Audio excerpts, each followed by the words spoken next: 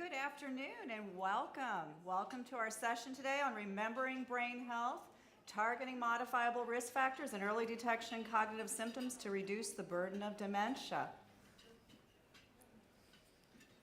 So today's panelists are my colleagues that you see up here, Dr. Scott Kaiser and Dr. Barak Gaster. And today we really want to thank both PeerView and Bright Focus Foundation for providing this session, and Lily for providing the unrestricted educational grant for this symposium and the great lunch. It was a good lunch. If you haven't already, please complete the pre-event survey. And then as a little reminder, look out for some additional polling during the presentation today. We also ask that you can submit your questions, and we will answer them during the question and answer session. And during question and answer sessions, and any time we're speaking, we need to remember there's also some folks that are participating in this event virtually today, so we want to make sure that they can hear what we are saying. In-room learners, please use your personal device to scan the QR code on the following slides to respond to polls and ask the faculty questions. Virtual learners, please respond to polls on your screen and enter questions in the chat window. At your table, there are facilitators who have been assigned. Please thank them because they're going to keep the discussion going. They're going to take notes, and they're going to do the report out on the microphones and not one of you. So make sure you appreciate them. All right, so participate and win a gift card. And so we want to make sure we acknowledge PeerView for their support in providing these gift cards.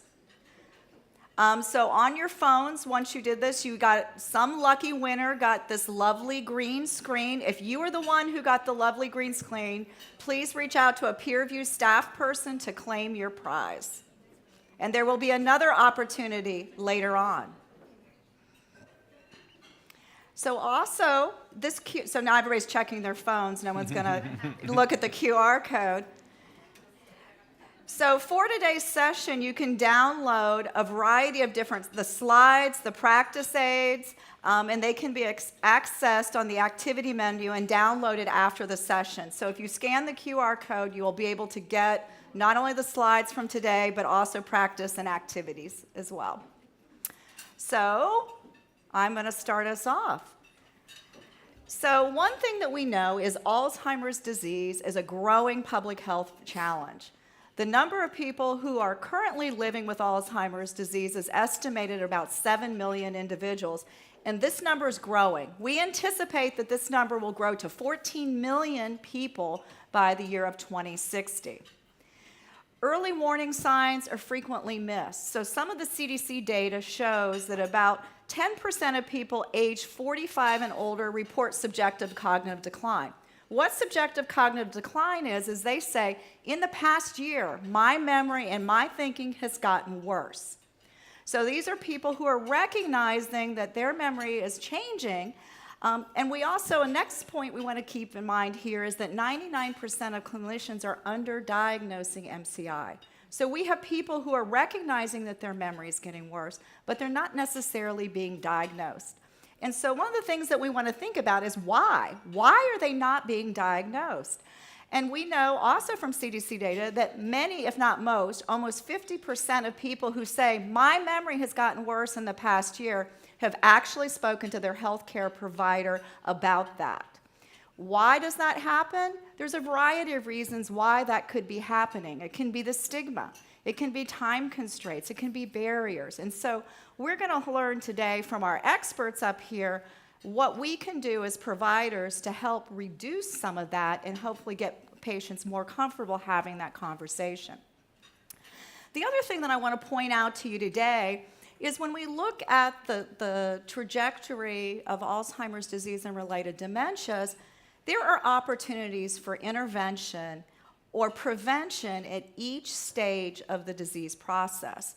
So what this slide is showing us is, I come from a public health background, so we would talk about this first row of people as being primary prevention. This is the risk reduction. This is engaging in those behaviors of doing things early to try to delay or maybe prevent the occurrence of the disease process. Secondary prevention, or that next line, is that early detection and diagnosis. So getting people in, getting them worked up, getting the disease detected and diagnosed if there is something to detect, that in itself is an opportunity for additional types of interventions that can move forward. Tertiary prevention, or this care, so once somebody is diagnosed, thinking about that care coordination and doing things to maximize their quality of life. That is the tertiary prevention. So no matter where somebody is in this trajectory, we can see that there's opportunities for intervention and prevention across the life course and the disease process. At GSA, we have the KAER framework. So GSA has developed a toolkit that really provides a structured approach for improving early detection and management of cognitive impairment. This toolkit is free and available to the public, and you can find it at carebrain.org. And so at GSA, CARE is spelled K-A-E-R. So each of those letters, yes, we can spell it GSA, each of those letters stands for a step in the process. So K is kickstart. Kickstart that conversation about brain health. A is assess for cognitive impairment. E is evaluate for dementia. And R is refer to community services or out to additional specialists. So Dr. Gaster and Scott, Dr. Kaiser, we get to calling each other first names, and then, each of their presentations are going to be focused on specific letters of this framework.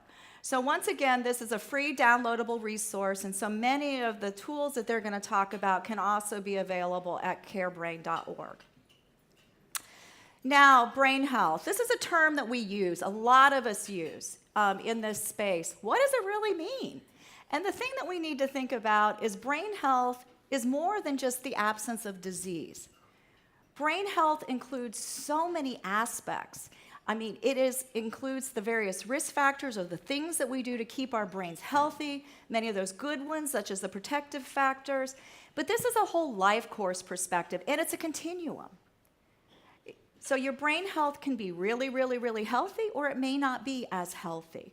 And it is also subjective. Everybody has a perception of not just their physical health, but their brain health. And then there are also objective measures that we can measure it as well, and it's multidimensional.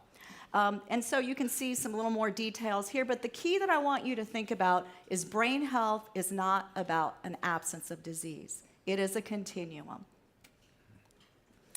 The other thing that I want us to think about today is when we're talking about brain health and we're talking about the care framework and the process of the disease trajectory, it involves not just one specialty. It involves many different specialties. GSA has 26 different disciplines represented in our organization. And my guess is in this room, we probably have almost those 26 different disciplines represented. But I want you to think about, you may be sitting here thinking, this is a great lunch, but I'm not sure how this is going to be relevant to my life.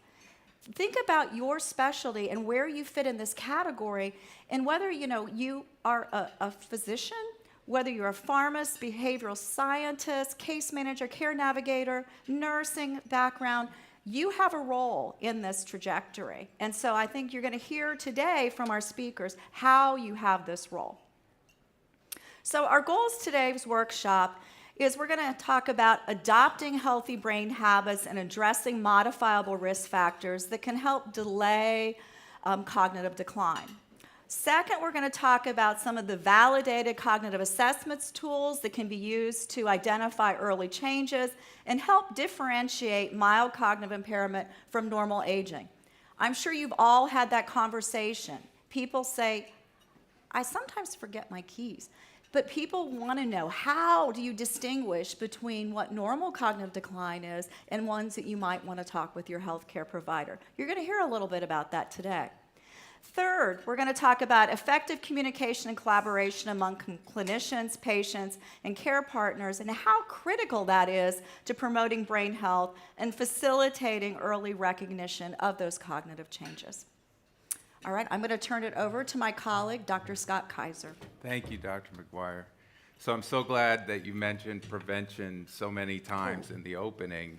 And it's really wonderful that we're having a moment where so many people are talking about and thinking about prevention in terms of prevention of dementia, brain health. And it's interesting, actually, when we published this paper cited here, there was a lot of debate around, use of language of risk factor reduction versus prevention. And I think we can recognize now that there are, as we said, there's a life course issue, and there are opportunities for prevention at every point along the way, whether it's primary, secondary, or tertiary. And as a geriatrician, this is something that I think about a lot and share a lot, and I'm sure many of you think about, that it's never too early, right? We should all be doing, I'm actually been watching what everybody's been eating. I've been watching to see who's been socializing and who's been isolating, right? Oh, no. Never too early and never too late, right?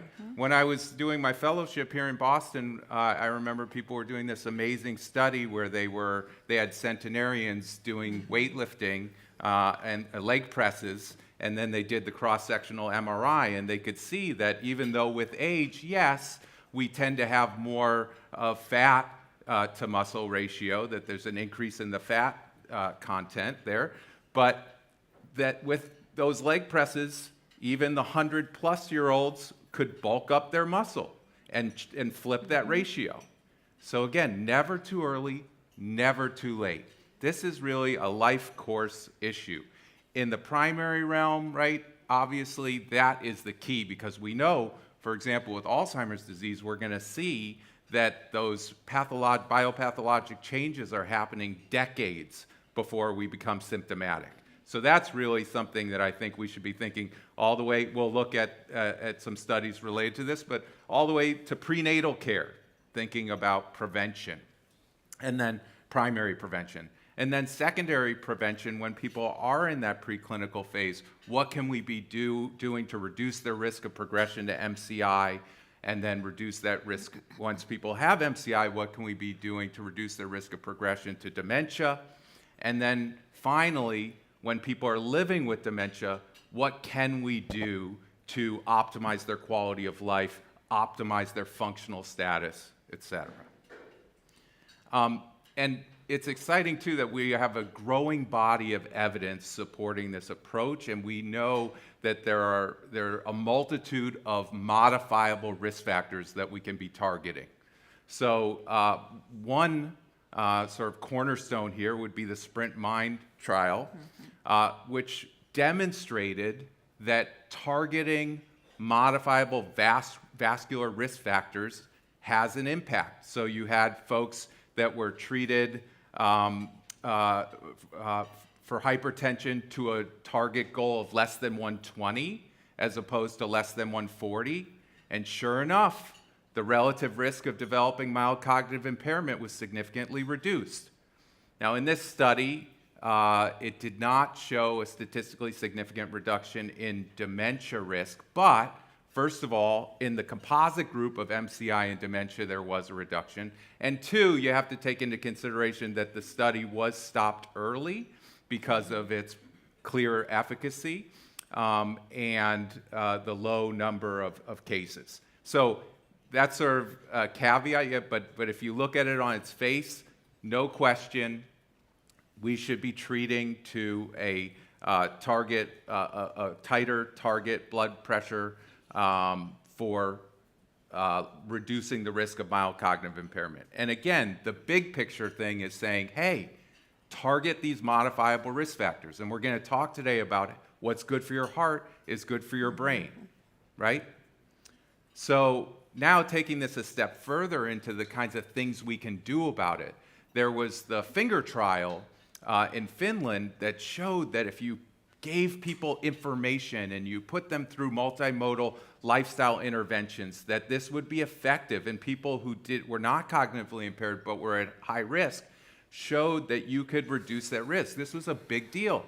So now we've had an effort to replicate these studies globally, and we just got the top-line results of the U.S. Pointer trial at the recent International Alzheimer's Conference, and sure enough, these lifestyle interventions were effective in reducing the risk of cognitive decline in older adults. So again, there are things we know we can do. And I'll take that a step further. This was broken into two arms, where there was a self-guided or a structured. Both were effective, but the structured had more benefit. So people need our support. They need structure, they need guidance, they need programs, and we need to develop these types of programs that we know will work. Again, remember those statistics that Dr. McGuire shared earlier about the doubling, the 7 million to the 14 million. We've got to start thinking about how we can cut that number. So let's talk about targeting modifiable risk factors, and let's break it down into a simple framework, starting with our ABCs. Active lifestyle, balanced diet, chronic disease prevention and management. Again, things we can be doing across the lifespan.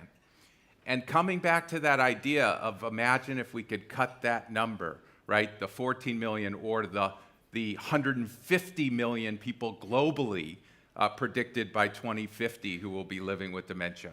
Imagine if we could cut that number nearly by half, right? 45%. And that's exactly what experts tell us in the Lancet Commission consensus guidelines, that if we addressed all of these risk factors across the life course, we could reduce rates by something in the order of 45%. I mean, that's really striking. And then look at these and think about how your work might touch one of these areas, many of these areas. Think about the opportunities in a direct clinical relationship. Think about the opportunities from an advocacy perspective. Think about the opportunities from a public health perspective. That if we address everything from air pollution to whether or not individuals smoke, all of these factors here, how active people are, whether they're drinking or not, quality of education. Again, broken down in terms of early life. I go back even to prenatal care, midlife, and late life. Opportunities across the life course that we can have a significant difference. People seem to get caught up on the power of the risk factors like genetics. Sex is unfortunately a risk factor. If you're female, you have an increased risk. You can't change those things, but age is a risk factor. Our age is going to keep going up, and we know that's okay. We just want to keep going up as well as we can.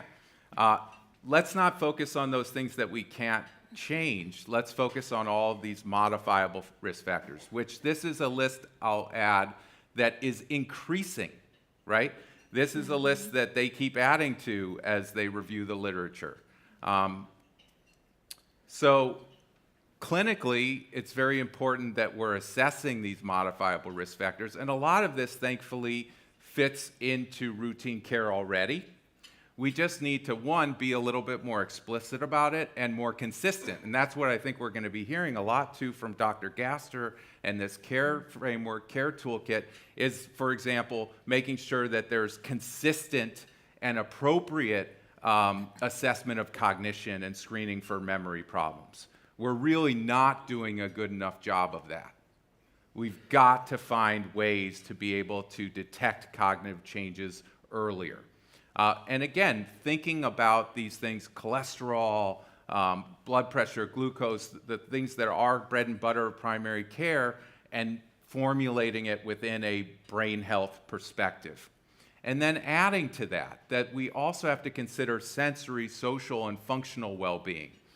Things that, again, that all too often get overlooked. We know, I'm so happy to see how many people are talking about the importance of screening for hearing loss, recognizing hearing impairment as a clearly modifiable risk factor for dementia. I double-clicked on that modifiable because we don't want to have a situation where people don't want to have a hearing aid because then it looks like you're on your way to having dementia, right? That there's so much stigma. No, we've got to turn this around. Screen for hearing loss, find it, do something about it, reduce the risk. It's that simple. Social isolation. This is something I'll talk about a little bit more in my time here because I'm personally obsessed with this issue, understanding how impactful it is on every aspect of our health and well-being.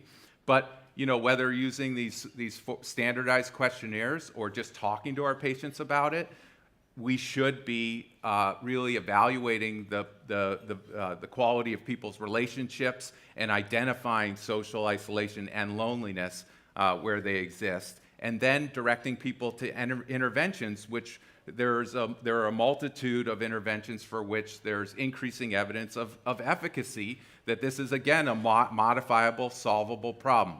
And then frailty. Same thing, that again, this is something that when we're thinking holistically about our brain health assessment and our brain health interventions, we need to be looking for frailty and looking for opportunities to modify this risk. And again, going back to what's good for your heart is good for your brain, we can borrow from the American Heart Association and look at their 8 key measures for improving and maintaining cardiovascular health. And do these things translate to brain health? Of course. Of course. Eating a brain-healthy diet, whether it's Mediterranean mind diet or some related diet, being physically active, managing blood sugar, weight, and blood pressure and cholesterol appropriately, getting people to quit smoking, obviously, and healthy sleep. This one is just such a major one that, again, just because so many of my patients suffer from sleep issues and so many of my patients suffer from undetected, undiagnosed sleep apnea. And it's amazing. We catch the sleep apnea and we treat it, and it's just their whole life can turn around.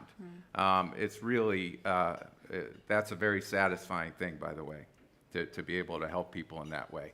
Okay, so we have a question on your device. So I'm not big on multitasking and distraction, but now I'm telling you to not pay attention to me and to pay attention to your phones and to look at whatever your phone's telling you. And I'll give you a second to do that, and then I'll keep moving, so I'm intentionally asking you to be distracted, but that's okay. I'll bring you back in. All right, just one person. Does anybody see a question on their phone? All right, good. All right, so we'll keep moving.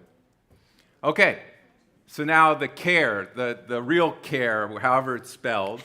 Let's start with K for Kaiser. Kickstarting the brain health conversation, okay? And this is big, actually. A lot of this stuff seems so intuitive, and it is, but it's just not, it's not common practice.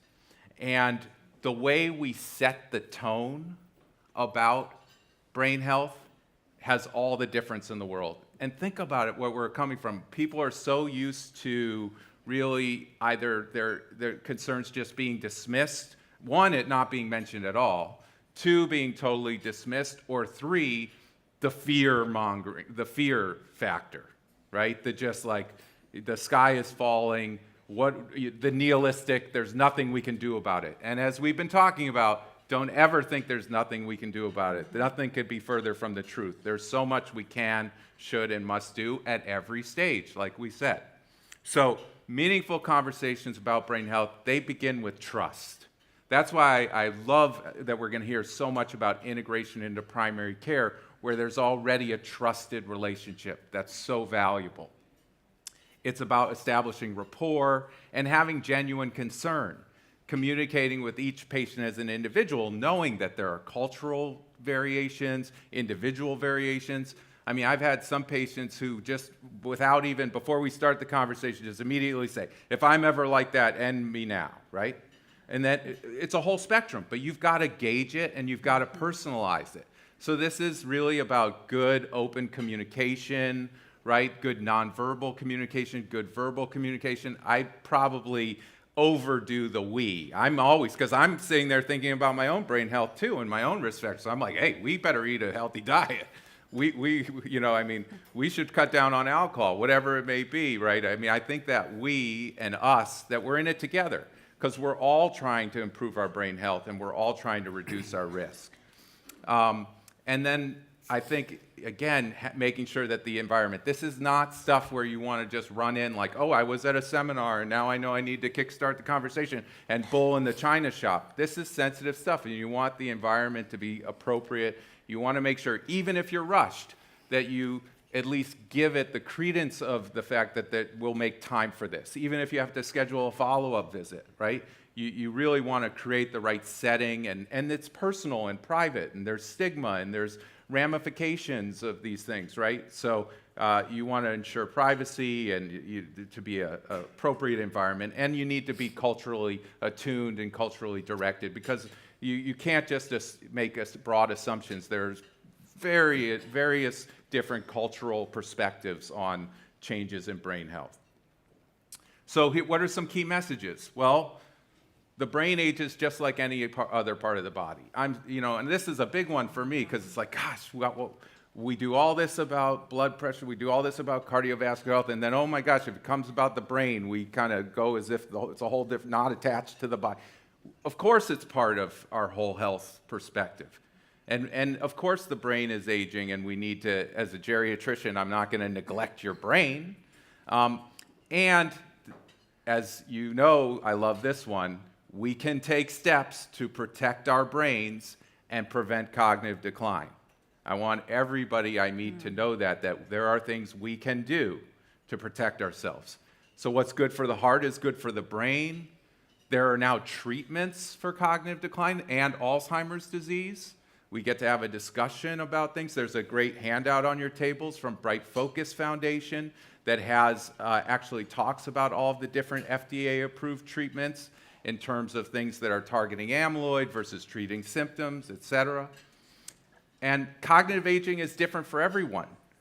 We don't assume, we don't make broad assumptions. What we like to do is we like to actually see how you're doing, see what's important to you, and then evaluate your cognition using standardized, validated tools, and then begin a conversation. Understanding there is heterogeneity. We don't just assume, oh, that's normal aging, or oh, that's pathologic, or I should want this. No, we have to target it. And cognitive aging in and of itself is not a disease. And I know many of you in this room know that. It's a natural, lifelong process that occurs for everyone. And I thank those GSA members who've published things on how the brain, how cognitive function actually improves and becomes more refined with age, right? There are changes. But sure, does processing speed go down? Yes, typically. And will that have impacts? Are there other parts of cognition that change in both directions? Of course. Mm-hmm. That's natural. So there are simple tools that can support effective brain health conversations with patients and families. So here's another cool thing you can download, this patient education practice aid. Again, simple handouts, great. That way people can have something to look at ahead of time, to take home, something to kind of really put the focus back on. And I like, again, incorporating this. This doesn't mean if I hand you this handout that you've got a problem. I hand everybody the handout because it's important for all of us. This is routine. And this should be incorporated into any relevant visit then. And you can have posters, again, just so that this is as important, just like we would talk about subsets of this, like quitting smoking, important for everybody. Okay, another question on your device. I'll give you all a second to pull that up. Okay. Oh, okay. Keep me honest. Thank you. About processing Thank speed. you. That's all right. I thought these phones, they have these new chips, come on. We should just be able to beam it right to you. Okay. Are we good? Okay. Okay, so let's talk about preserving brain health in older adults. So I talked about frailty. Very important to understand this frailty phenotype, this frailty dementia risk progression. Frailty independently predicts dementia and has a critical role in transition from MCI to dementia and within dementia progression. So think back to my first graphic, right? And think about that importance of that connection between frailty in terms of the risk of developing MCI, in terms of the risk of progressing to dementia, and then the risk of the progression of the dementia. So really important that we recognize and intercede at any point there. And we can use validated tools. And then interventions to modify this, right? Things like, as I mentioned earlier, the resistance exercise, right? Never too early, never too late. And then we need to address overlapping contributors like malnutrition, polypharmacy, inactivity, et cetera. And then coming back to the hearing testing that I talked about, and we didn't talk about vision yet, sensory health is brain health, right? We have to ask about sensory changes and functional impacts that they may be having during our visits, and then coordinate with audiology or optometry for evaluation and assistive device fitting. We want to encourage the use of hearing aids and vision correction to improve communication engagement. Again, that's where I focus a lot with my patients, on trying to just kill that stigma thing and say, hey, this is like a really key positive step. This isn't labeling you in a negative way. This is you being proactive about keeping your brain healthy and reducing your long-term risk. And then linking people to affordable hearing and vision resources. Oh, I think I double skipped there. And then, as I said, something that I spend a lot of time thinking about, assessing for and mitigating social isolation and loneliness. We know that social isolation and loneliness are common among people with dementia and their care partners. We know that social isolation and loneliness increase our risk of cognitive decline. And we know that there's a common clustering of social isolation and loneliness with things like with chronic pain, fatigue, and depression. So it really can be this sort of linchpin or foundational element that we have to address. And I call it a connection-first approach. You've really got to focus on creating connection before, otherwise you get this nasty cascade of all these other risks and comorbidities that stack on. And this is an opportunity where tapping into that village, it takes a village of multidisciplinary, tapping into community-based organization relationships, so much opportunity to create connection through a rich network of connection and a well-connected team. And then thinking about social prescribing as an opportunity to mitigate these risks, right? Through referrals to senior centers, exercise programs, volunteer programs, arts programs, friendly call programs, intergenerational programs, et cetera.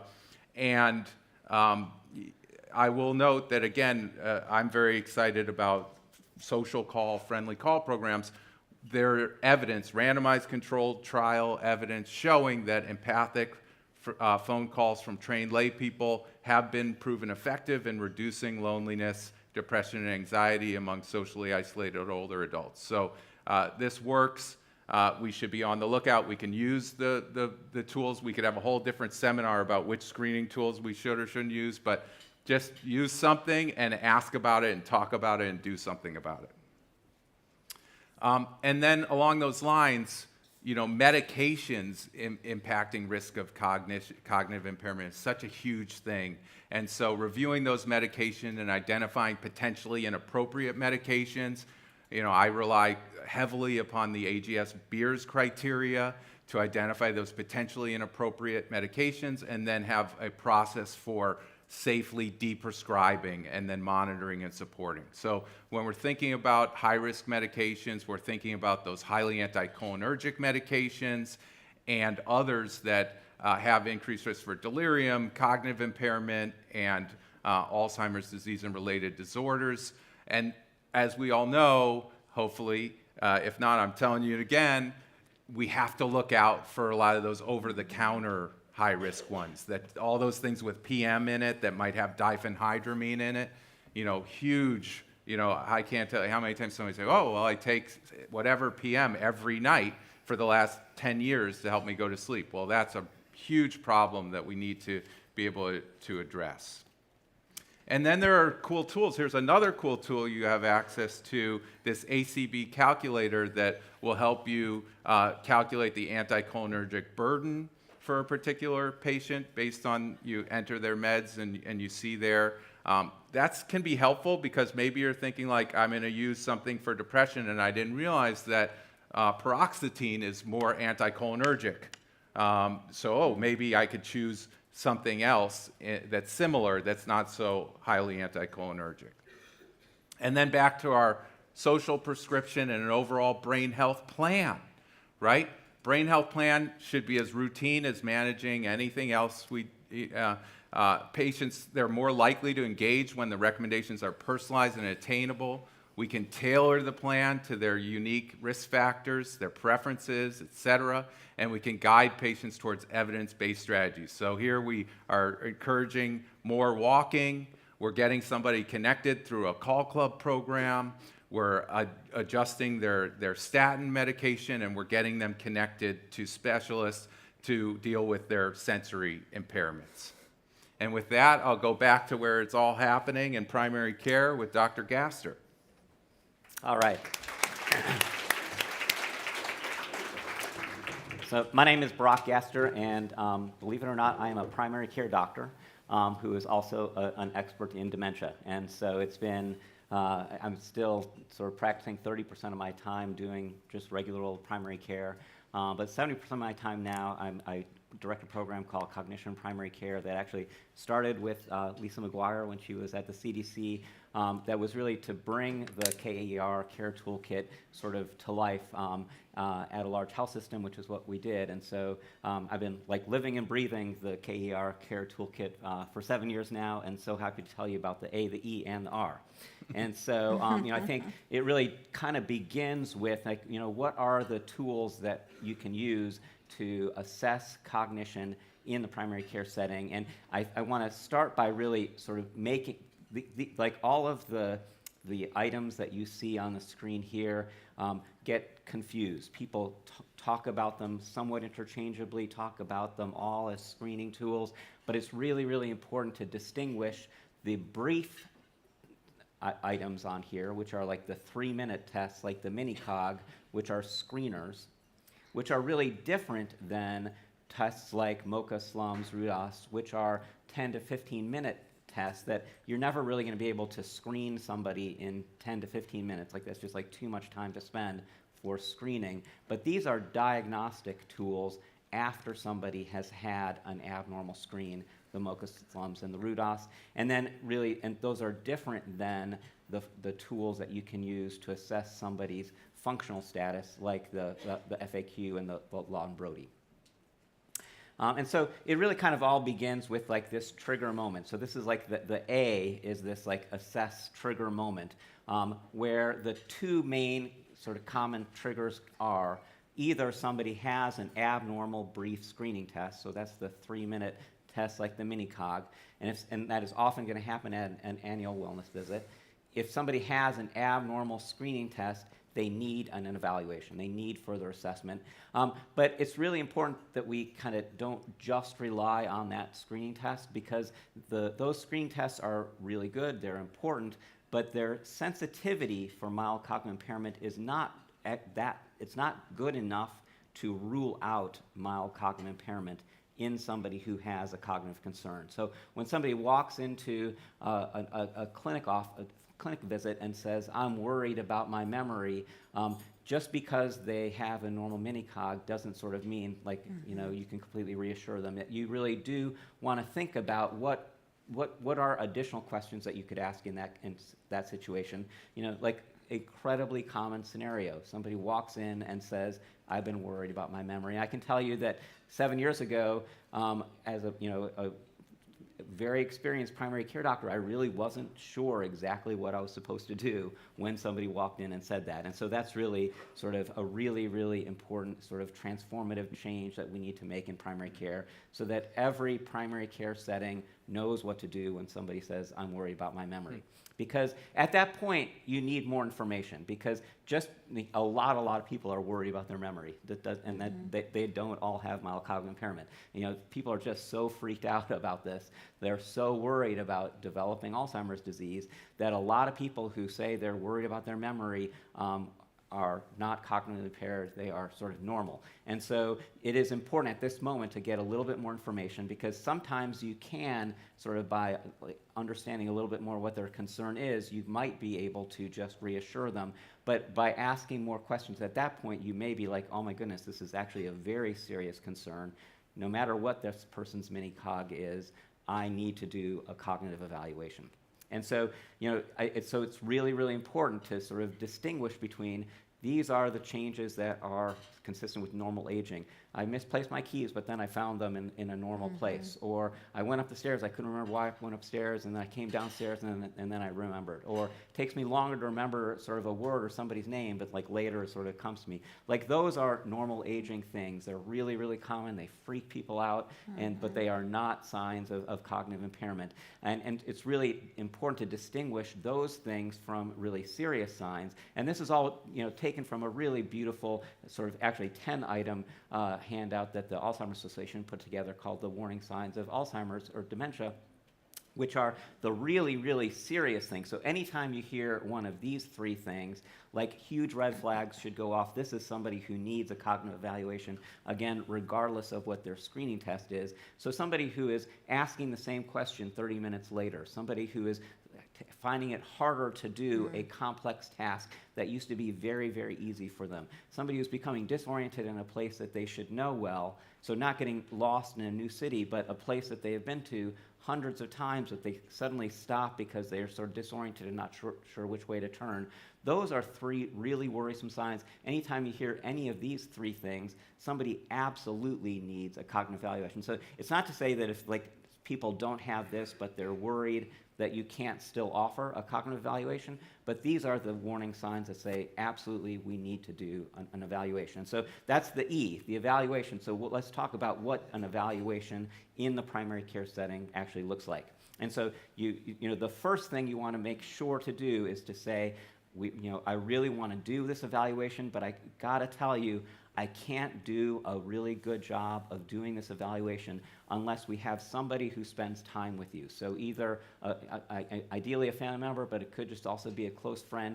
Really important for that person to come to this follow-up visit where we're gonna do this evaluation, because I can tell even the world's best dementia experts really cannot adequately assess somebody's cognition without getting some input from an observer, a family member, a close friend, to say how that person is navigating through the world.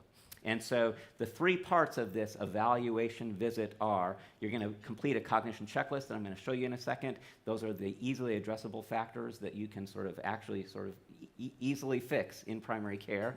You're going to assess cognition with a diagnostic aid tool.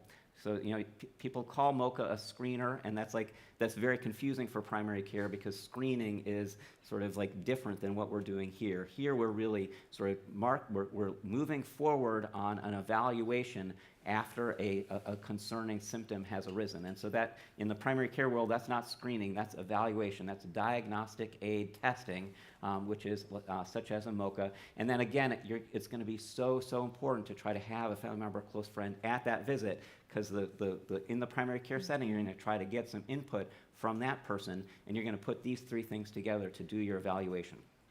And so here's the cognition checklist. And so you can download this from our website, cognitionprimarycare.org. And these are the three things that we try to embed it in the electronic health record so that when you're doing this evaluation, you don't have to remember all of these things, but it really comes up as a checklist in your EHR. The lab tests are easy to remember. As Dr. Kaiser talked about, you really want to look at their medication list and ask about over-the-counter medications that are probably the most common unrecognized cause of cognitive impairment in America. So, diphenhydramine in the Tylenol PM that people think is it's great because I heard that I really need to get sleep in order to prevent dementia, but they're actually making their cognition worse. Asking about alcohol intake, and here you're not necessarily talking about alcohol use disorder. You're not talking about somebody who is sort of, has a substance use problem. You're talking about somebody who has been drinking 3 to 4 drinks their whole life. It's never functionally impacted their life. But now that they're 70 years old and they are sort of being concerned that their memory isn't working as well, telling them that reducing their alcohol intake will make their brain work better is an important, incredibly important thing to not miss, but you have to ask about it to find out about it. And then, as Dr. Kaiser talked about, these comorbidities that we really need to ask about and treat in the primary care setting to improve brain function. And so now we're going to talk about, so you've gone through the easily addressable factors in your cognition checklist. So now you're going to do a MoCA test or another diagnostic aid test, and you're going to put that together with input from the family member, and that is your assessment. And so I really do talk about the MOCA a lot as, is probably the most used test in the United States for assessing cognitive impairment, again, as a diagnostic aid for mild cognitive impairment or dementia. It's been really well validated, and it's better than the mini-mental status exam, which is sort of what I learned about in medical school 30 years ago. That is really sort of not at all really what we should be thinking of as the standard of care. Mini-mental status exam is not a great test. The MOCA test is a very good test.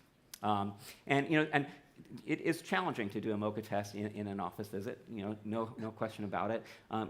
We can do it in primary care. One of the ways that you can do it easier is you can sort of train a medical assistant easily to give a MOCA test, or really, anybody on the care team can learn to administer a MOCA test. The most important thing is that you don't want to sort of just kind of wing it.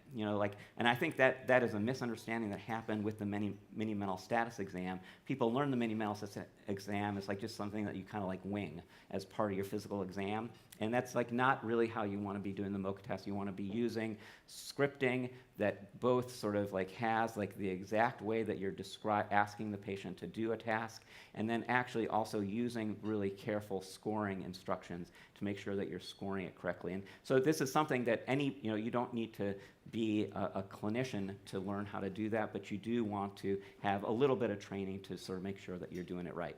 And and in terms of a billing tip, if any technician, which could be a medical assistant or anyone, can actually bill to give a MOCA test, they have to do a MOCA test plus sort of another sort of instrument like the PHQ-9 or the GDS. But if you do two of those, if a medical assistant gives two of those tests, then they can actually bill the 96138 CPT code. All right, so now how are you going to get the input from the family member? You really want to sort of, I actually boil it way down to the three questions that are actually similar to the worrisome signs that I sort of pointed to on the Alzheimer's 10 warning signs. But these are three questions that you really do want to make sure that you're asking the family member or close friend. And so you can either remember those three questions, put them as a sort of a smart phrase into your electronic health record to remember them, or another sort of tool that you can use to guide you through the interview with the family member is called the 88 questionnaire. And here's just a snapshot of what the top of that form looks like. It's 8 items. And the most important thing is to think of this as not a scored instrument. This is not just like a 1 point, 2 point, 3 point, and sort of that's your answer. I really would encourage using the 88 as a structured way to interview the family member, because if there's a yes to any one of these questions, it's not just sort of a point on the score. It's an opportunity to say, oh, tell me more about that, because that's the way to really sort of get the picture of how is that person navigating through the world. And so you're going to put those two things together. You're going to put the MOCA test together with the family input, and that is a diagnosis of mild cognitive impairment. If the MOCA score is low, the observer is saying, yes, they are asking me the same question 30 minutes later, but they are still fully independent with their activities of daily living.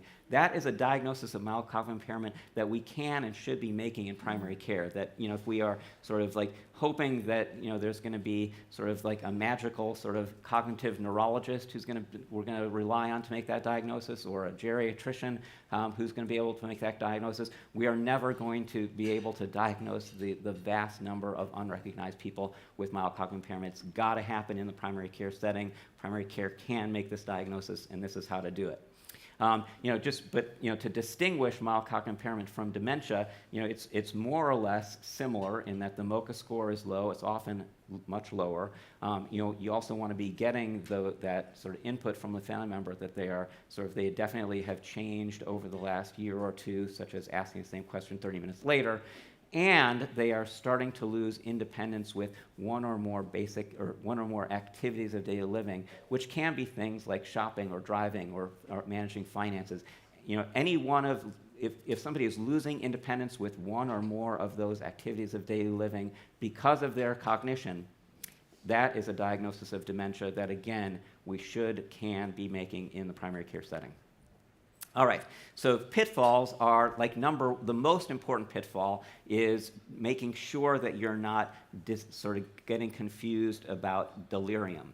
So delirium is a very, very, very common thing in older people, and it can be sort of this is a transient cognitive impairment that can be brought on by something so minor as just like a urinary tract infection can cause delirium in older people. And it is so important to not mistake delirium for mild cognitive impairment or dementia, so that you really can't and shouldn't be doing this evaluation during or even soon after any kind of an illness. And it's especially true if somebody has, say, been in the hospital with a severe pneumonia. So if somebody has been in the hospital with a severe pneumonia and say they got very, very delirious as part of that hospitalization, and then they seem to have recovered, it's actually really important to identify that, especially like a severe illness, like a hospitalization for pneumonia, that delirium can actually cause sort of lingering effects for months. And so you really, really want to make sure that you have given somebody a lot of time to recover from an acute illness before you're giving them a MOCA test. It's just, it's not going to be sort of diagnostically accurate. That said, you don't want to ignore the fact that they had that delirium, because delirium is a huge risk factor for cognitive impairment. So somebody who has had an episode of delirium is at much higher risk of being diagnosed for cognitive impairment in the sort of 1 to 2 years after that event. And so a delirium event is really important to sort of wait till they have fully recovered from it, but don't ignore it. That's somebody who you do want to really strongly consider doing a cognitive evaluation on, but you want to wait sort of plenty of time. And making sure that you are sort of addressing sort of hearing impairment or vision impairment when you're doing testing like this. Just to take a second to talk about the very, very sort of low literacy population, because that is a really big problem. So somebody who has never learned to read is not going to do as well on the MOCA test, and it's not because they have cognitive impairment, but it really is that low literacy is sort of a real kind of barrier to answering some of the questions on the MOCA test. And so that's actually where I would sort of point to using the RUDOS. So the RUDOS was developed in Australia, especially to help with indigenous people in Australia who have never had any education at all. And so the RUDOS is a really important test to consider instead of the MOCA for somebody who has very, very low education level. All right, and so now, sort of, we're going to act. We're going to do something. And so you have put the MOCA test together with the input from the family member. You've sort of reviewed your cognitive checklist, and it may be that everything looks fine, and that should be sort of a relatively sort of common thing that happens in primary care, because if all of the people we evaluate we find impairment on, we're not evaluating enough people. And so you are going to end up at the end of this evaluation visit with good news that, I can sort of, it really doesn't look like you have cognitive impairment, and that's a wonderful thing to be able to say. If you found any contributing factors in your cognition checklist, those are important things to follow up on in the primary care setting. But you also may have made a new diagnosis of mild cognitive impairment or dementia, and that's a really tricky moment where you really want to be ready to say, I need to sort of, I'm worried about this, and it is potentially a problem. I really do want to see you back in sort of 1 to 2 to 3 weeks so that we can really talk more about this diagnosis and make a plan. You really want to make sure that you are sort of building in a phrase that helps you to sort of bridge to that next visit, because I think this is the hardest thing in primary care. Sort of how do you, at the end of this visit, making sure that you sort of are getting to that good follow-up step. And so, what do you do at that follow-up step? You're going to talk about what the diagnosis means, and then you're going to sort of make that action plan. And so you want to ask permission. It seems a little bit sort of intuitive, but it seems a little sort of silly to ask, is it okay for us to talk about this? Because of course it's okay to talk about it. That's why they're there. But you really, that is like a really sort of polite and respectful way to kind of like frame the conversation that we're going to talk about something serious, and do I have your permission to do that? You want to sort of acknowledge that this is a scary thing to talk about, but really also sort of weave in that there's actually a lot of optimism with a diagnosis of mild cognitive impairment. It's like your life is not over. It's very likely that you're going to have many years of really good quality of life left to live after a diagnosis of mild cognitive impairment. And the key is that you're going to be there with them, sort of like to help sort of guide and make things as good as they're going to be. And you're going to do that in a series of ongoing visits. Let's take a second to talk about blood-based biomarkers, because this has been sort of one of the sort of biggest sort of news items in the field of Alzheimer's research in the past year or two. There's now 2 FDA-approved blood-based biomarkers, and it's really important to identify what these tests can do and what they can't do. They can't tell you whether somebody has cognitive impairment or not. What they can do is they are very good at predicting whether you're going to see evidence of Alzheimer's disease on a PET scan of the brain, which is actually a big deal, because a PET scan of the brain is a really big, expensive, and invasive test to do. And so if you can do a blood test that is going to predict what somebody's brain PET is going to show, that's a huge advance that really can be extremely important, especially for triaging people for anti-amyloid therapy that we're going to talk about a lot.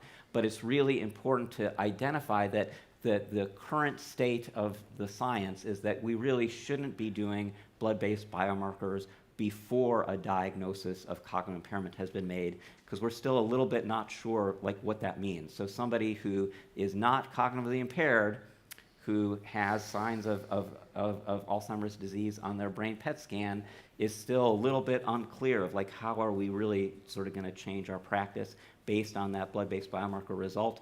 And so I really would sort of make the point, blood-based biomarkers are really, really important tests to be aware of, but they really shouldn't be used until after a diagnosis of either MCI or dementia has been made.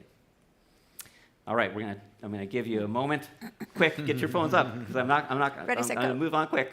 But so use your phone, get that question, and then we're going to soldier on. All right, because now we are on the R, so we're on the last one, and so R is refer, and I think it is sort of complicated to say, this is more than refer to a specialist. This is actually refer to all the important resources that we really can and should be sort of linking people to, especially in the primary care setting. I want to start by talking about these are like the 4 really, really huge red flags that should prompt an earlier referral to a specialist. And calling out visual hallucinations is a really important one. That's a high risk marker for Lewy body disease, which is an important diagnosis to make, which is not easy to make, especially in the primary care setting. But so anybody who you want to remember to ask about visual hallucinations, anybody who has visual hallucinations in the primary care setting, together with their cognitive impairment, really needs to see a specialist sooner rather than later. So now let's talk about the 2 FDA-approved anti-amyloid monoclonal antibody drugs. So this is lecanemab and donanemab, which are really sort of important to know about, because in the last 2 years now we have very solid evidence from randomized controlled trials that both of these drugs can slow the progression of cognitive impairment by 4 to 6 months, which is it's a huge deal. This didn't exist in the sort of the many years that I have been sort of working in dementia, especially in primary care. But we do now have 2 drugs that are better than placebo, at slowing the progression of cognitive impairment. What's really important to know is that these are sort of not at all easy drugs to administer, and they have pretty significant side effects as well. And so really important to identify that they carry significant risk of brain edema and bleeding. So you're not eligible for either of these drugs if you're on an anticoagulant, like either warfarin or a direct oral anticoagulant. And that they are sort of not easy drugs to administer either. These are infusions that sort of are either once a month or twice a month, and so it takes a lot to sort of administer these drugs. So I really do not see these as sort of treatments given in the primary care setting. These are treatments that are given in the specialty setting, but it's important for primary care to be aware of them, to be able to talk to patients about the possibility if they have Alzheimer's disease. And so these are treatments for Alzheimer's disease. There are lots of people with mild cognitive impairment who do not have Alzheimer's disease who still need lots and lots of good sort of extensive comprehensive care. And so this is not sort of the be-all and end-all of treatment for mild cognitive impairment, but it's an important thing to be aware of. All right, I want to really sort of, it's a crime that more people don't know about best programs for caregiving, which is a national database that really sort of keeps track of really high quality, well sort of established programs around the country. So best programs for caregiving.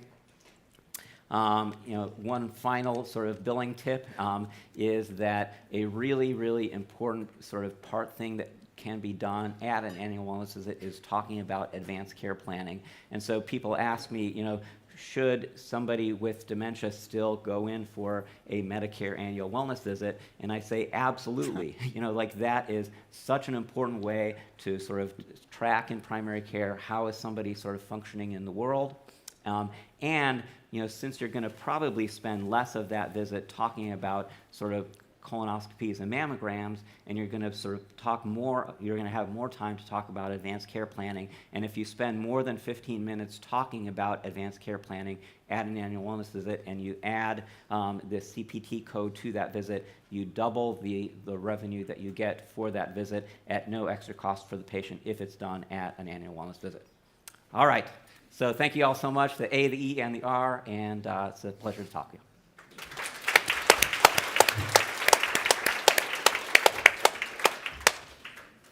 Wow, what amazing presentations, great dynamic speakers. There's just so much to learn and so much to think about. So now at your tables, remember you have a moderator that's already been assigned. I'm not sure with the folks that are sitting in the back that don't have tables what we're doing, but let's take 10 minutes and start chatting with your group members and looking at each of the groups has a case, and thinking about how the materials and things you learned today apply. Okay, we did it. Time-wise, All right, we did it. Perfect. So, are you guys moderating the table too? I'm not moderating the table, no. Am I moderating? We're supposed to float and chat. Okay. Some of the questions are very interesting. Yeah.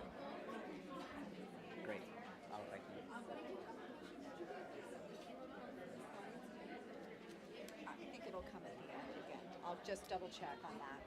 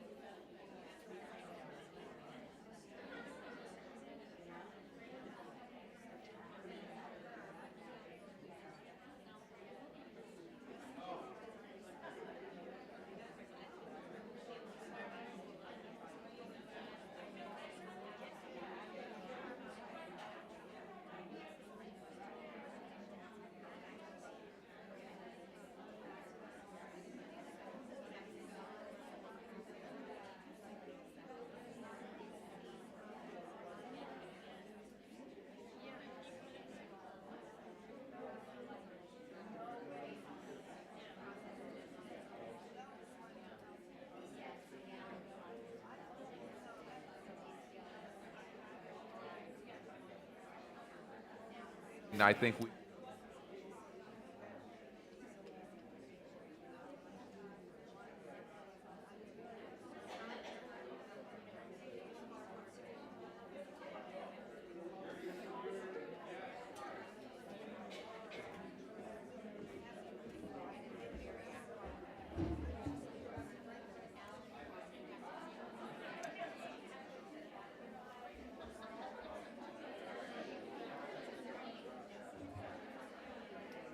Somebody asked if sex is a modifiable risk factor.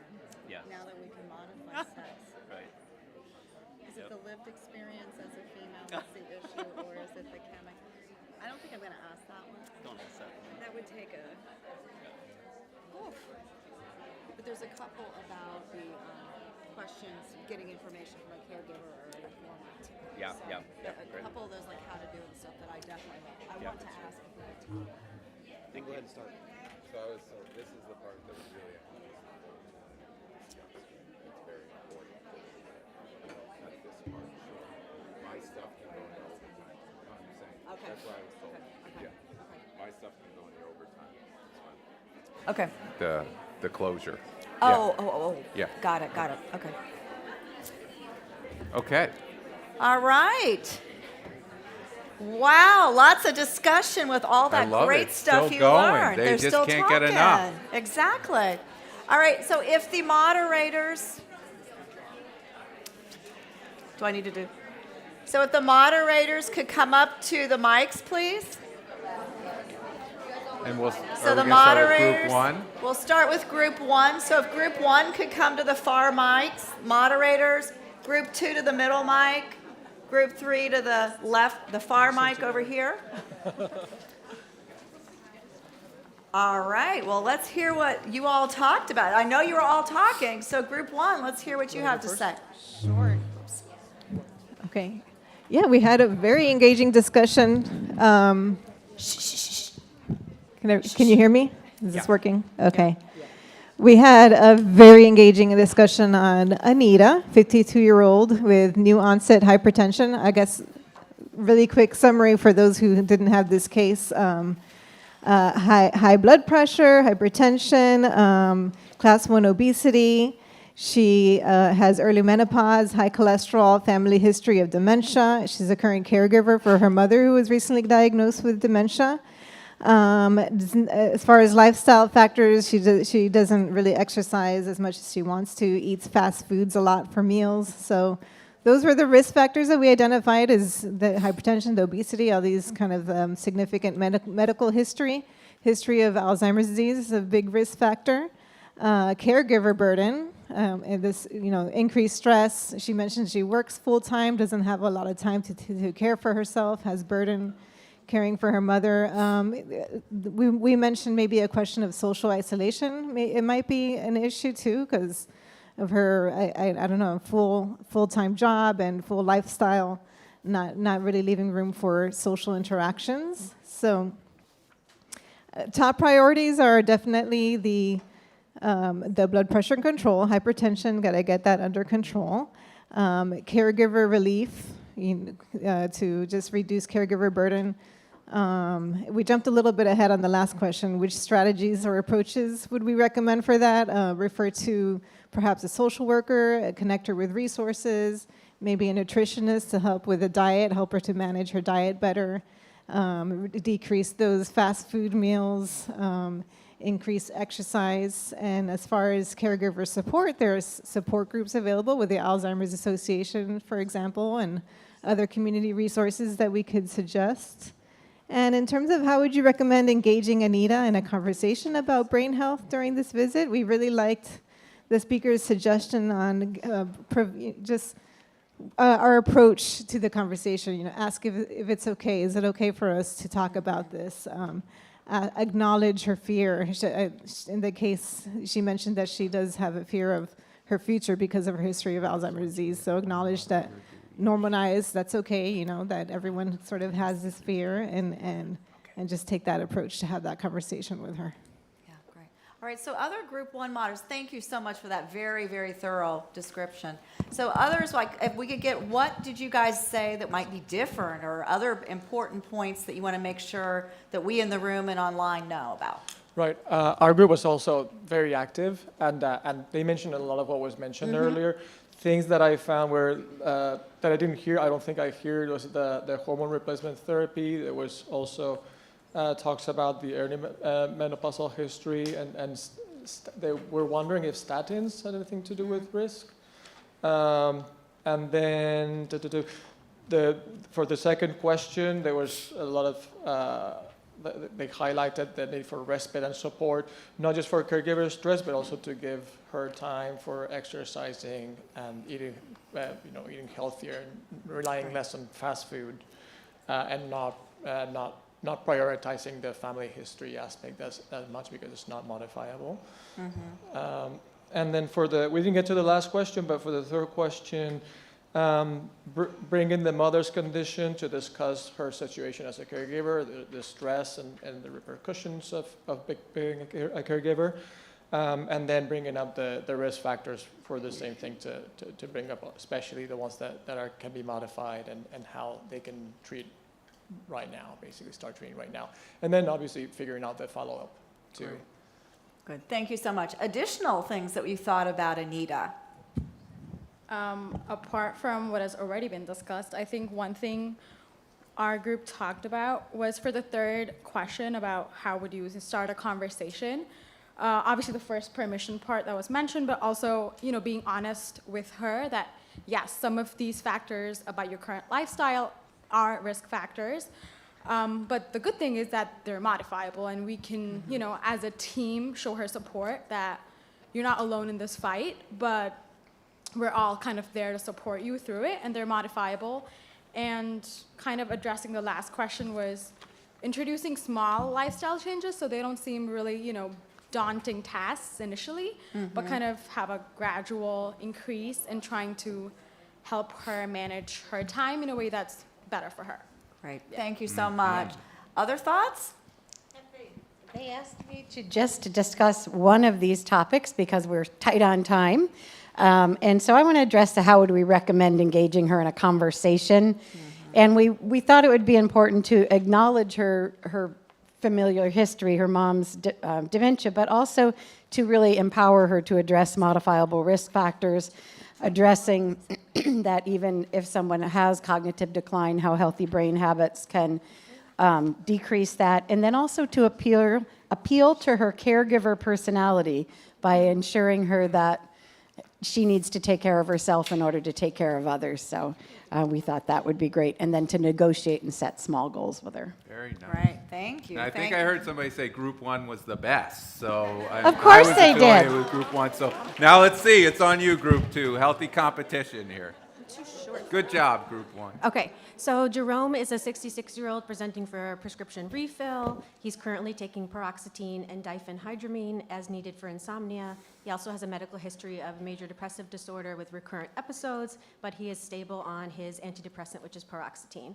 I'm going to not read the visit notes right now, but some of the risk factors that we noticed in Jerome's medical history were depression, his history of poor sleep, being 66 years old, so above age 50, and then taking the diphenhydramine, which I can't pronounce this word, is an anticholinergic, and can cause confusion and hallucinations and dementia per the Parkinson's Foundation. Thank you. All right. Okay, one of the about his Jerome's medication that was discussed was the Prevagen and how it's not really effective. It's marketed very well, and that should be eliminated. We also discussed that most people do not know that it's not really worth spending all that money for this particular medication or over-the-counter meds. But at the same time, it was also mentioned that the trial report was not really effective in showing how that medication really works across the board. Also, putting a plan together for his depression, that he's been depressed for so long, but he's recognizing that he is depressed, that maybe we should put a plan, a long-term plan together to work in stages for him to come out of the depression over a period of time. So for the third question we got, would you recommend a cognitive assessment for Jerome? Why or why not? If so, which cognitive assessment would be the most appropriate and why? So we talked about two assessments, which is MOCA. We already well known that is good assessment for cognitive task, and then they will do at the baseline and then ask them revisit to see how their cognitive functioning. He was worried about his memory, so that is kind of good follow up. That is really true or not, and then. The another one was Allen cognitive level, that is kind of screening for dementia. So that is not likely as a task like MOCA. That is more likely problem solving in a new situation. So they just talk about the situation and then they have to solve the problem. That means processing the new information so that they know the person really has the memory loss or cognitive problems, so that's what we talked about. Great, thank you. Good Yes, ma'am. afternoon. The fourth question was what changes in Jerome's medications or lifestyle would be appropriate to include in his brain health plan. I'll focus on lifestyle since medication has been addressed several times. But basically to have a conversation with Jerome about life essential aid and looking at the modifiable risk factors and understanding his perception of what those are. For example, what are his dietary practices, and maybe making a referral to a dietitian to go over his current food intakes and looking at small adjustments he may be able to do in his diet. Another modifiable risk factor would be physical activity, and not giving him a list of activities of what he should do, but assess with him what kind of activities he currently does. So since he's currently working, maybe we can suggest things like parking his car farther away or taking the stairs as a way of getting some exercise in. And then finally, looking at some of his other health conditions like the depression and looking at possibly some causes, and then maybe trying to get him with some interactions with other people to address the potential of loneliness. Even though he's working, he still might be lonely. Thank you. Great, thank you so much. I think that group did pretty good too. Oh, yeah. Pretty good, Dr. It's neck and Kaiser. neck, head Yep. to head. All right, so group 3, so we're gonna talk about Harold. All right, so we talked about Harold, who is a 76-year-old widower who lives alone. So for the observations that we suggested that, or Harold that might be at risk, is depression.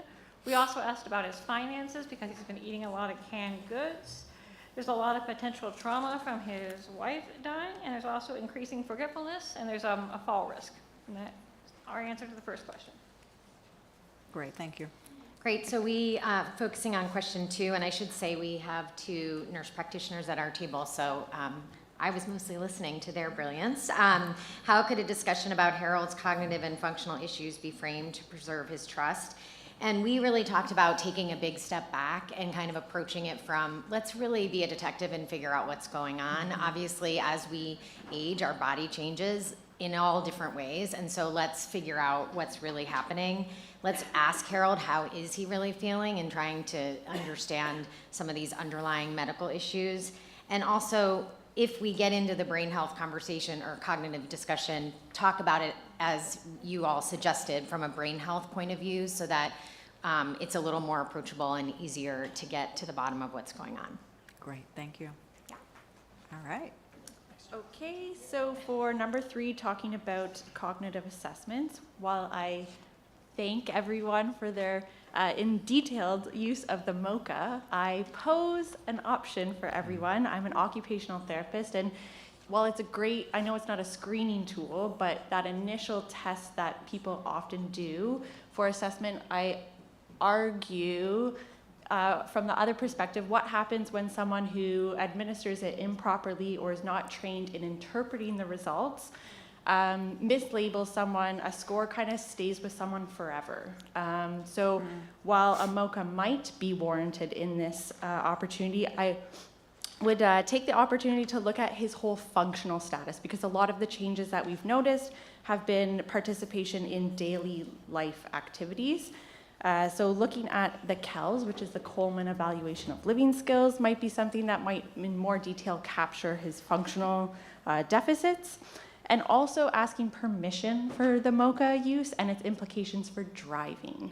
I think that is something that also often goes under the table, and to talk to that concept of trust with your patients if you are administering a score that can have significant implications on their independence and their quality of life, that we just have to be cognizant of how we do that.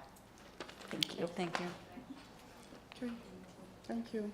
So the question was, what interventions would you recommend as part of a brain health plan for Harold, and how would you prioritize them?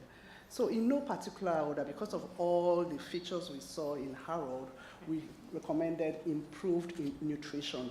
Fine, we saw he was eating canned foods, and most canned foods, if not all, they are not healthy, so we recommended improved nutrition, increased socialization, and the case study also mentioned that he was bereaved, so we could indulge him in a day program that could help him meet more people, Widows Club that could help him mix up with people, try to get back his life. And also the case study mentioned that he was always falling and stuff like that. So fall prevention is another very important intervention. Then we could also involve him with balanced exercise and also referrals to grief counseling and so on that could help boost his mental health. Great. Thank you. Thank you. What great discussions. Dr. Kaiser and Dr. Gaster, I think they listened to you. I think they learned a lot. Is there any things that you gentlemen would like to add to the feedback that you've heard? Well, I mean, I think with the case we were just mentioning, I would ask, I mean, how concerned are you that he may be suffering from something that's not just a normal age-related? You just yell out high level. I mean, I think that's, I just wanted to make sure, because we had great conversation about sort of the brain health aspects, but I think what we don't want is this person to go undetected. And this is a very concerning constellation of findings. I think getting that functional history is really key. That was great.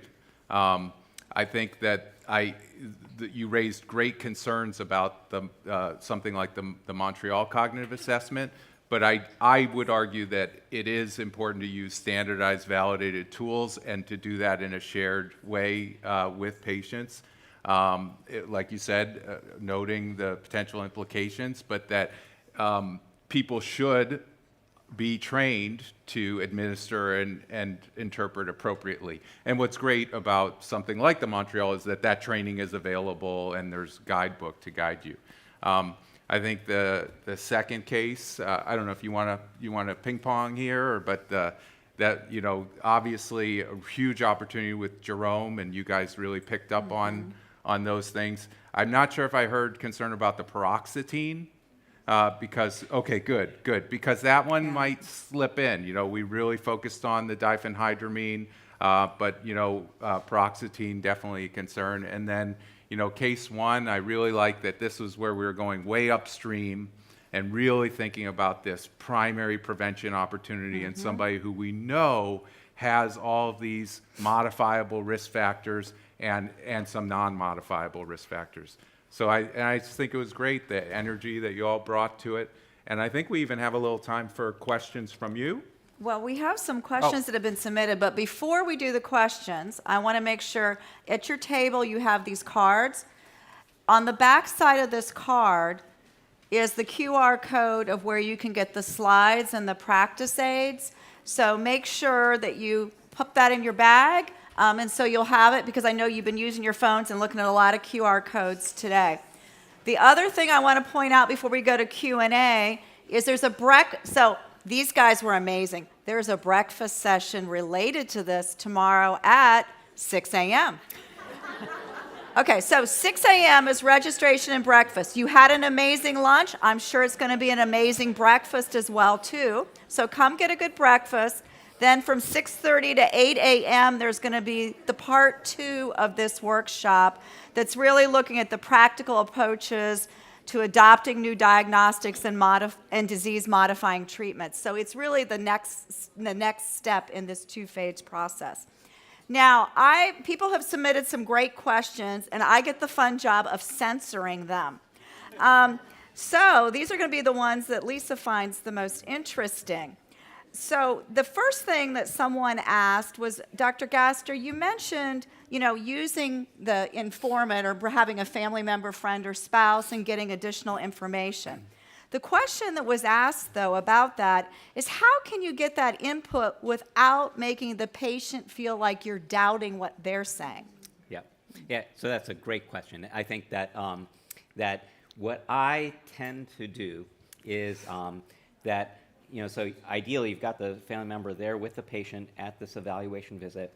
And so I really want to, while I'm doing my cognitive testing, it's really handy to give the family member something else to do to sort of so that they don't sort of, that the person who's getting tested doesn't feel like the family member looking over their shoulder.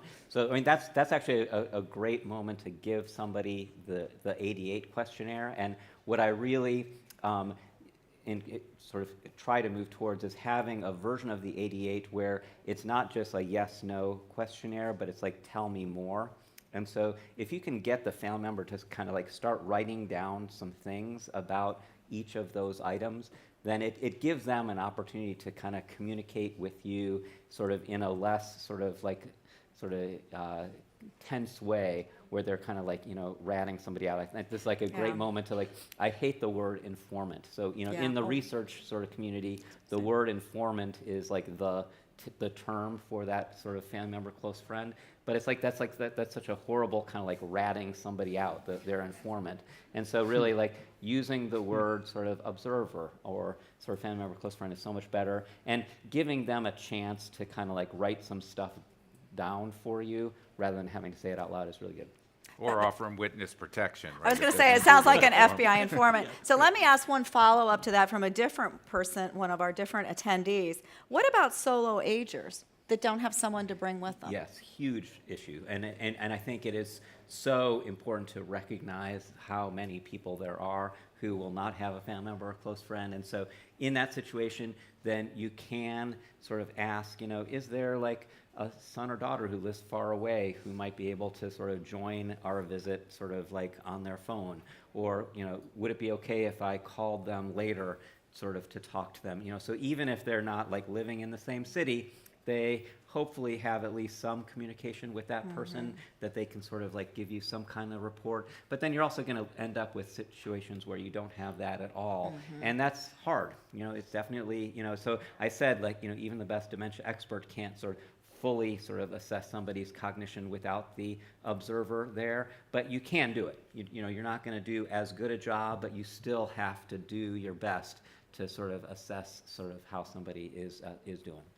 Okay, so I have a question I'm going to ask Dr. Kaiser. So this one is, he talked quite a bit about risk reduction and talked about some of the different evidence from the latest scientific results.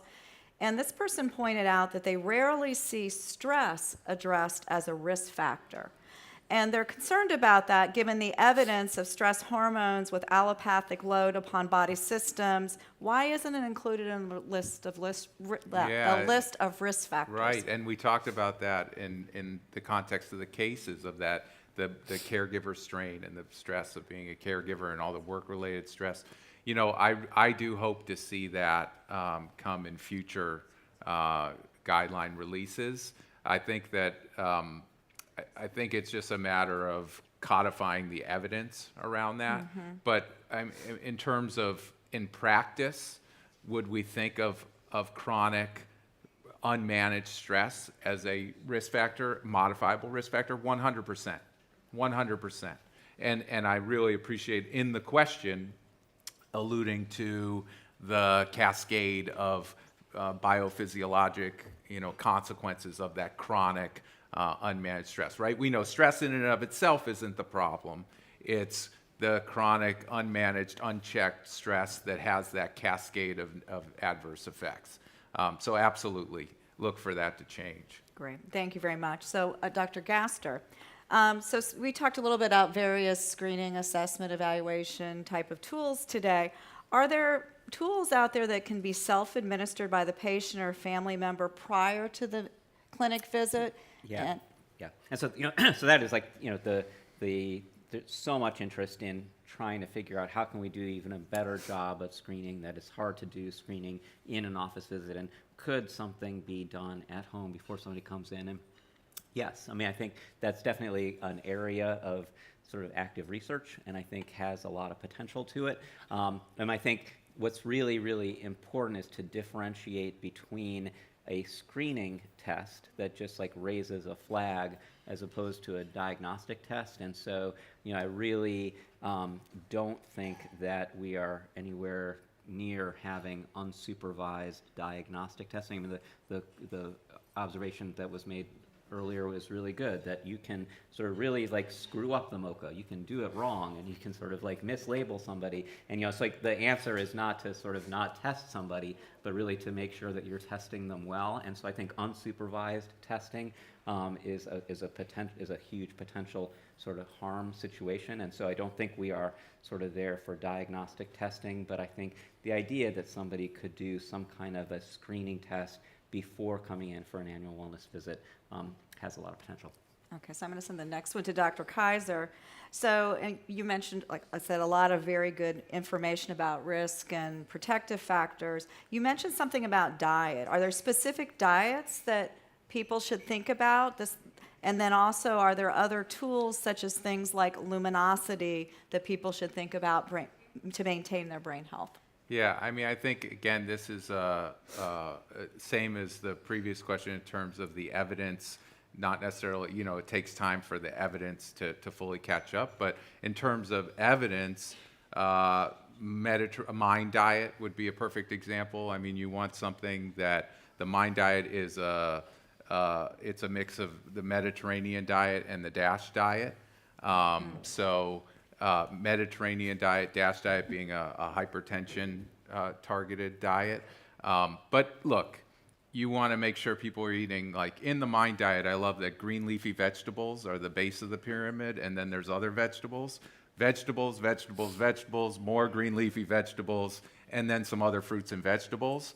And then, obviously thinking about also some other healthy proteins and whatnot. So the vegetables, if I didn't say that enough. And then what was the other? It was about lumosity, things like that. So in terms of brain games, online tools, important to dig a little deeper to look at the evidence.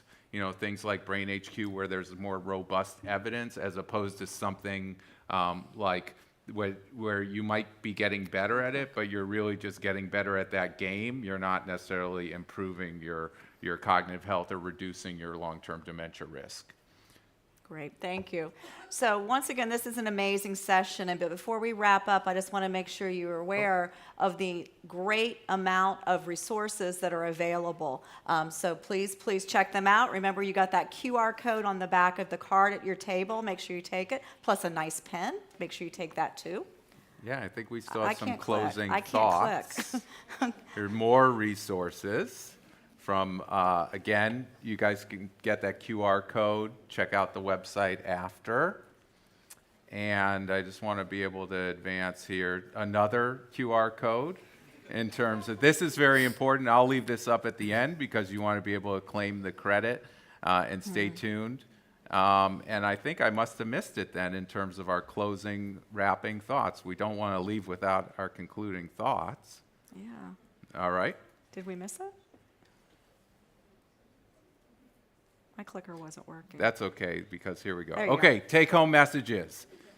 It's never too early or too late to think about brain health and dementia prevention. Did we all get that? Are we feeling that? Never too early, never too late. Okay. Modifiable risk factors offer real opportunities to reduce dementia risk. Reliable tools can help spot early cognitive changes, but should always be interpreted in context. Informant input helps complete the picture and should not be overlooked. And finally, open, early conversations about brain health are essential for effective dementia prevention, identification and management across the life course. Okay, excellent. So we'll put the code back up so you guys can do what you got to do there. And thank you all for being such an engaged, attentive group. And we'll hang around for any additional questions. Don't forget, 6 a.m. tomorrow morning. Oh, and wait, I forgot one more thing. Who are our lucky winners? Let's see. You got click to see if you've won. Click on the blue bar at the bottom of your screen. Raise your hand if you're a lucky winner. Woo! Winner, Couple winner, winners. winner, winner. And thank you, peer review, for providing the prizes. Awesome.